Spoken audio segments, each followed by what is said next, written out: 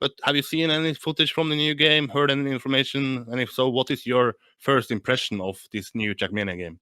Well, I don't have anything more than the people on Twitter or like at the Lyon Esport when they presented the game. So yeah, I'm quite I'm really eager to play it.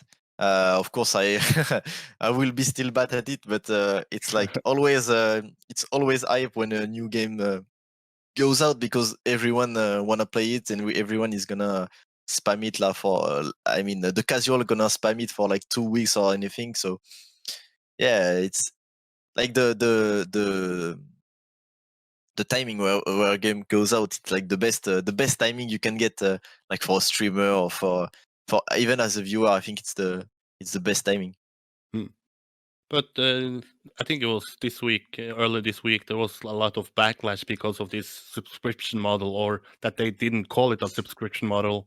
What did you think about this pricing model where they have like 3 different accesses? One is free, one is a standard, and then you have to pay 60 euros for 3 years if you want to play like Trackmania Grand League, host servers, and build skins or create skins.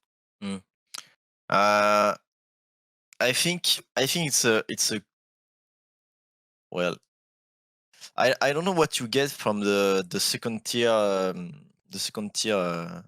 You can play online, but you cannot like go and create your own servers. You cannot create skins, but you can somewhat compete in tournaments. But I guess you have to get Okay. the highest tier to create servers and check in a ground league. Okay. I think the free Trackmania is kind of like a call product. Like you want to play, you want to try the game. Everyone will be able to try the game. The mechanics, I mean the offline part of the game. But Trackmania is like 90%. 90% of Trackmania is online, and 90% of Trackmania is playing on server with people and having tournaments online, etc. And it's like €9 for 3 years.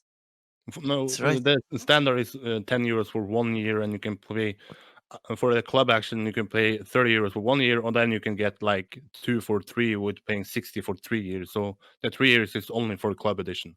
Okay. Okay. Well, I don't know what you get extra from the club edition beside as you told me, Yeah. having hosting servers and everything. But yeah, I think it's fine. People are used to free to play because of like League of Legends and everything. And like Last Track Money is paying. Hmm. It's paying.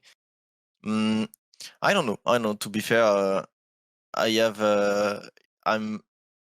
I'm shared on the idea of having a paying game but a free game at the same time. It depends on what you get, honestly. Yeah. But paying for playing online doesn't seem too amazing for me. I don't know. Yeah, that's the same feedback or first reaction I had, because that's, I mean, if you're a casual player, what you want to do is to play online with your Yeah, of friends and course. then leave again. So I also wish that that was for free, but Mm. subscription model is that this will be the final game that it release, and for every year you pay, they will continue with updates instead of like releasing a new game every time. Do you think that this is better move for, let's say, I mean, your players, Call Junior and Brent, they are hardcores. They want the game to develop for them. Do you think this is a better move for, let's say, the hardcore players?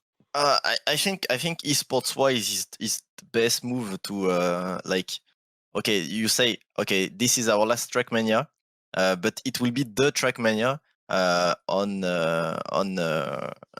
where every esport is gonna take place, and you don't release any other Trackmania. So you have one game where every tournament is played for, I don't know, 20 or 40 years.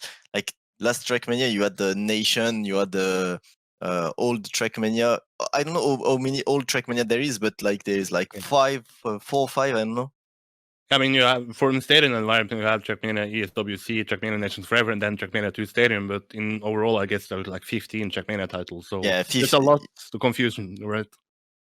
it's so much easier for the esports scene to Yeah. grow if there is like one Trackmania and there's update about it, like CS:GO or League of Legends. There's one game.